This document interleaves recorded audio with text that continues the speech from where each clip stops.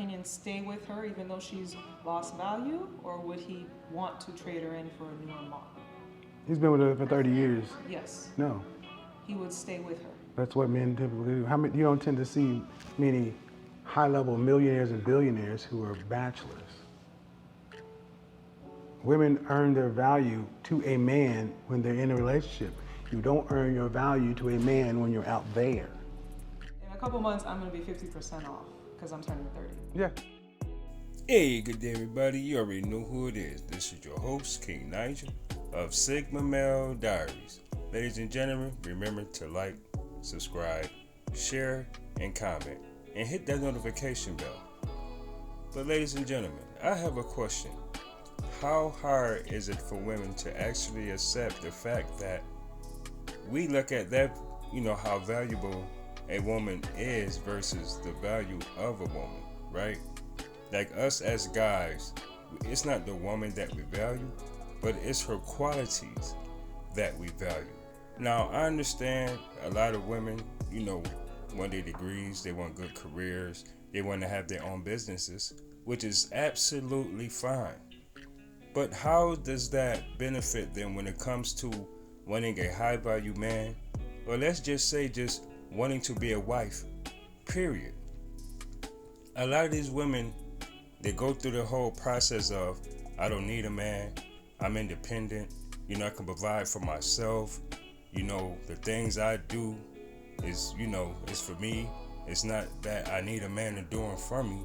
But how does that assist you as far as your relationship skills go? How does that assist you as far as being a wife? How does that assist you in the sexual marketplace as far as your value goes to a high earning income man? Ladies and gentlemen, a lot of this stuff is floating around, and a lot of women are starting, to feel upset because when men tell them that your degrees are useless, the money that you have is useless, like, how does that make a woman feel based upon the perception that she have of herself? Ladies and gentlemen, I'd like to give a great big shout out to Kevin Samuals, but let's get to the show. Wendys, your discount ever happened as a man? Never, right? But we also have a different. So that means hold on, no. You guys never. But hold on. But I also got to pay my way everywhere I go. You, as a woman, can choose to trade on your beauty. Society pedestalizes women, and look at the suicide rates. Who's the highest of the suicide rates? The homeless in prison. You look at who's actually suffering in the world, in this country, it's men. I think that a lot of the suicide rates with men have to do with men not expressing themselves. Well, it doesn't matter why. Okay, but the numbers are overwhelming. That shows the men are. We have toxic masculinity and misogyny, but women can practice misandry openly. And it was fun as hell. So, ladies, if y'all man cheating on y'all, beat his ass. Beat his ass. Do you hit men? Beat their ass. Do they hit you back? Never got hit back ever in life. You got women laughing when Lorena Bobbitt cut her husband's thing off. They were laughing about it on TV. Now, ladies and gentlemen, I gotta cut in on this whole segment right here. Now, you see how when Kevin was talking to her and explaining to her the struggles that men go through, even pertaining to society and committing suicide and things of that nature, this young lady says, well, basically it's their fault. Maybe it's because men don't talk, or maybe it's because of this and that. But the truth of the matter is, why don't these women take the same accountability that they put on someone else and apply it to themselves? And it's a lot of these women out here, that's the reason why they are ignorant to their value. That's why these women don't understand what men truly want or what they need, or they choose to ignore it. But ladies and gentlemen, let's get back to the show. If women, we're going to either be equals, which means you're free and you take the consequences, good or bad, or there's a hierarchy. But what it seems to most men is women want it all. Facts. Modern women do want it all. And speaking of equality, previously, a young lady was saying how beat your man ass. I beat their asses. And she was asked a question, well, have you ever been hit back? And she said and responded, not one time. And she said that pridefully, like it is okay because she's a woman that she's going to be protected by society. Whereas if this man was to retaliate, then he's definitely going to jail. Does women use the advantages that they have as women, being protected, to their actual advantage, taking advantage of the position of men? And I say this because there's a lot of women out here that would emasculate a man, try to put him in this beta male role and talk down on this man if he doesn't do what she complies with as far as the things that are in her mind. How far would these modern women go to actually manipulating or to manipulate a man to say, hey, this is my worth and you should, and I want you to believe it. You must believe this. Come on, man, get the fuck out of here. But ladies and gentlemen, back to the show. When these shows are over, I do the research. I look at the papers that are written. I look at the women who, I profiled about a month and a half ago, black woman said, I went out and got my education. I'm a PhD. She was a PhD. I cut that out, but she lived with her mother and her aunt, and she was into studying and helping young women, such and so forth. Her mother and her aunt died, and she was almost homeless. Because here's a hardcore reality. Let's skip all the way to the end. As a single individual middle-class woman, you are not going to be able to pay for retirement to death. You will not earn enough money. You have no family, no network. Where are these women going to go? It doesn't even matter because it's not y'all's life. It's not y'all's world. Are we telling women to keep wishing on a star? Now, I wonder if that little bright light just registered in her brain. This is the thing. Where are you? What are you going to do? How are you going to support yourself? Because looks doesn't last forever. And that's the problem. These attractive women, they act as if their beauty is going to last forever. As if, that's going to be their get by free card. But it's not. Reality is this. Nature calls. And when nature calls, you better figure something else out. Because guess what? You no longer looked at or men are interested in you. You're an older woman. You done did your thing. You done what you wanted to do. You wasted or done half your life. Only worrying about yourself. Now, what are you going to do once you get old? Who's going to help you? Have you saved enough money to even provide for yourself for the rest of your life? And these are the key elements that some of these women are not paying attention to. They're living in the moment. They're worried only about now. But back to the show. Domestic violence. 28% of men, people in couples, people surveyed, 28% of men report cheating, 24% of women. The numbers are almost the same for men and women for infidelity. Now, ladies and gentlemen, I kind of sense where this is possibly going, or probably going.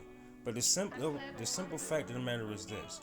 When it comes to, let's say, high-value men cheating versus exercising his options, why do women struggle with that concept? It's like, well, how come when you guys cheat, but you consider exercising, you guys' options, but when women cheat, it's just cheating. And this is the thing. Women outnumber men, first and foremost. So men have more options, obviously.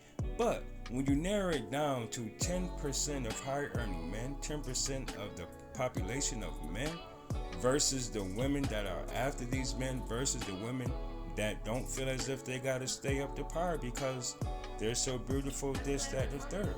See, women happen to get, they get comfortable. And once they get comfortable, they start slacking, on their looks, or sometimes just even being, the wife or the girlfriend that's trying to become the wife. And a lot of these women is not understanding is that long as these men have the pick of the litter, you're going to always have to be in the mind frame that you're still competing to keep your man. And that's just how it goes. You might like it, you might not. But I don't give a fuck. But back to the show. See, when we talk about the reason women don't do stuff, and you can just quote verifiable facts, guys, go search it yourselves, that the numbers are there. The infidelity numbers are pretty much mirrored.